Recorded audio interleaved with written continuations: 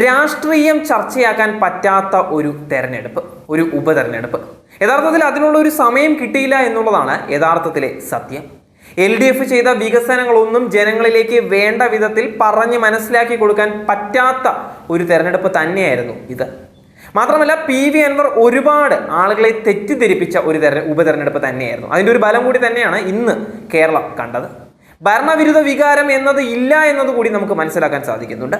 പരമ്പരാഗതമായി UDFന്റെ ശക്തിയുള്ള ഒരു മണ്ഡലമാണ്, UDFന്റെ ഒരു മണ്ഡലം തന്നെയാണ് നിലമ്പൂര് എന്ന് പറയുന്നത്.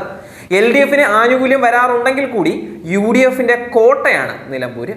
ആ നിലമ്പൂരിൽ ആര്യാടന് ഇത്രയും ലീഡ് പിടിക്കാൻ പറ്റിയുള്ളൂ എന്നുള്ളത് ആര്യാടനും UDFനും പ്രത്യേകിച്ച് സതീശന്റെയും ഒരു തോൽവി തന്നെയാണ്. പുതിയതായി വന്ന സണ്ണിക്കും കടുത്ത പ്രഹരം തന്നെയാണ് ഇത് ഏൽപ്പിക്കുന്നത്. വേണ്ടത്ര ശോഭിക്കാൻ സാധിച്ചില്ല എന്നുള്ളത് മാത്രമല്ല, മണ്ഡലത്തിൽ ഒരുപാട് പോരായ്മകളും ഉണ്ടായിരുന്നു. സണ്ണിയെ സംബന്ധിച്ച് ഇതൊരു തോൽവി തന്നെയാണ്.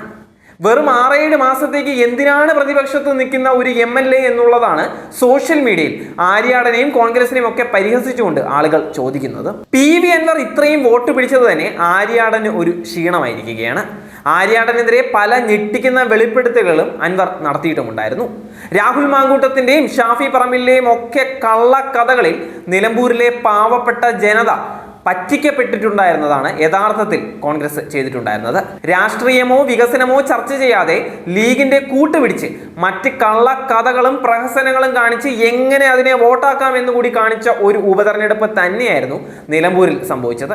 ഏതായാലും സ്വരാജിന്റെ രാഷ്ട്രീയ ജീവിതത്തിൽ മികച്ച ഒരു പോരാട്ടം തന്നെയാണ് സ്വരാജ് കാഴ്ചവെച്ചത്. സ്വരാജിനെ സംബന്ധിച്ച് ഇതൊരു നേട്ടം തന്നെയാണ്. കാരണം മറ്റൊന്നുമല്ല, നിലമ്പൂര് പോലെയുള്ള ഒരു മണ്ഡലത്തിൽ പാർട്ടി എടുത്ത ധീരമായ തീരുമാനം അത് അംഗീകരിച്ച് മത്സരിച്ച് ഇത്രയും അധികം വോട്ട് പിടിക്കാൻ സ്വരാജിന് സാധിച്ചു എന്നുള്ളതും ഇനി വരുന്ന തെരഞ്ഞെടുപ്പുകളിലും പാർട്ടി ചിഹ്നത്തിൽ തന്നെ മത്സരിക്കുമെന്ന് കാണിച്ച് അവിടെ ശക്തി കൂട്ടി കൊണ്ടുവരികയാണ് യഥാർത്ഥത്തിൽ LDF ചെയ്തിട്ടുണ്ടായിരുന്നത്.